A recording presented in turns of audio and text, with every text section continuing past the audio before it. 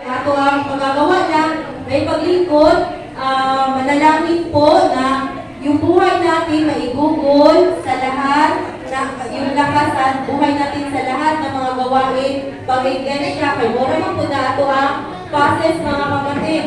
Mora po na ang ato ang maging basod sa ato ang awat tulong, dili dyan tamang walay up to last breath po nato mga kapatid no, masin kami, mga kabataan.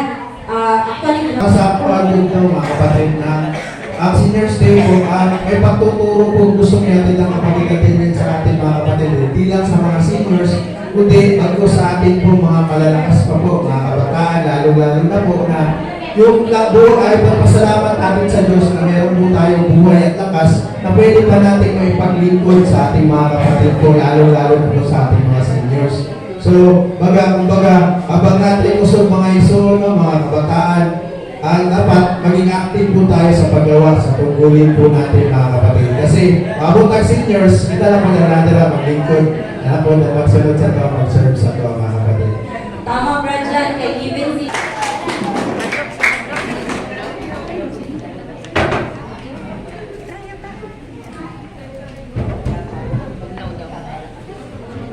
Combined Puan and Turel Choir, Tural and Tiki, Teatro Cristiano.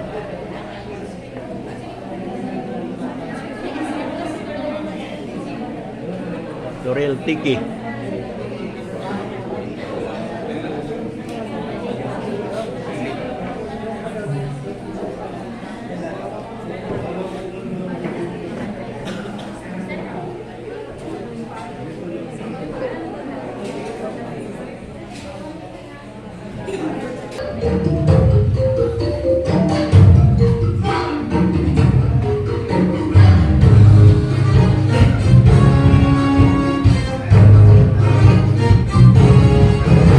Pag-ibig mo ay dalisay, di umuupas, di nagkukulang sa lahat ng panahon.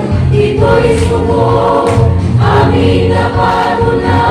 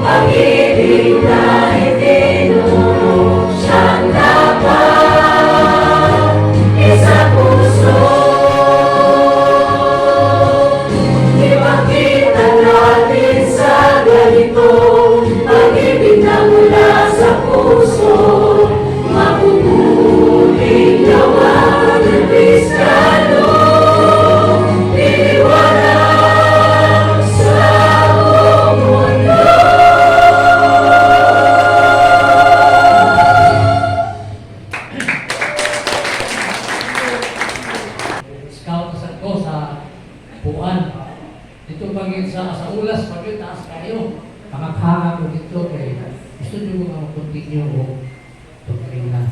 Hanggang sa time, mag-continue ko. Salamat ko sa Ginoo. Salamat sa Kay sa panahon nga natin problema mo doon jud ka sa Ginoo. Ang problema mga kapatid, sa panahon nga problema wala jud ta makasangpit gyapon og Ginoo. So pasabutan na wala jud kay Dios sa imong puso mga kapatid. Pero sa ato mga gitawag na sa Ginoo, awat tulong po nagsumikap man ta tugod po ta mga kapatid. Mo na karon kita-kita ta sa loob ng iglesia po mga kapatid. Mo jud ay gwapo na hitabo sa tong ginabuhi. Do you with myself? Okay po. Salamat sa Diyos.